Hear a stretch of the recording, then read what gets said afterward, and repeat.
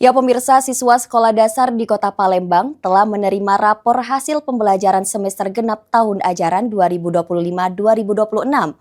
Pembagian rapor menjadi penanda berakhirnya kegiatan belajar mengajar sekaligus dimulainya masa libur yang dimulai pada 22 Juni dan masuk kembali pada 13 Juli.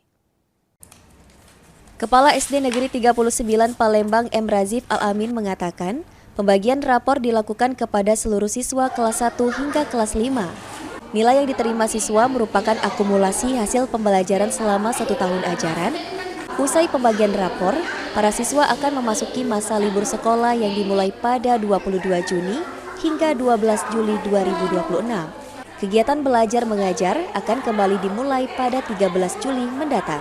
Sementara itu, khusus siswa baru kelas 1, mereka akan lebih dahulu masuk sekolah pada 6 Juli untuk mengikuti masa pengenalan lingkungan sekolah atau MPLS. Mendapat libur sekolah dari mulai tanggal 22 Juni hingga nanti masuk yang di kelas 2 hingga kelas 6 itu masuknya di tanggal 13 Juli 2026. Salah satu wali murid Risma mengaku puas dengan hasil belajar yang diraih anaknya.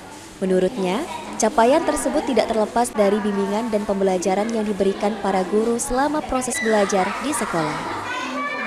Ya, yang bagus itu tetap kayak ibu ini juga ada tambahan gitu. Di sini kan ada tambahan gratis, nggak bayar.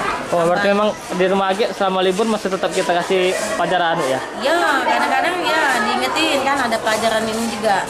Paling baca-baca ada ini juga.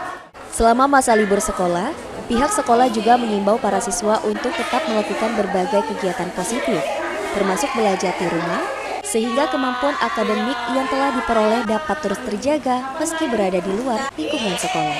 Ilham Wahyudi, PAL TV.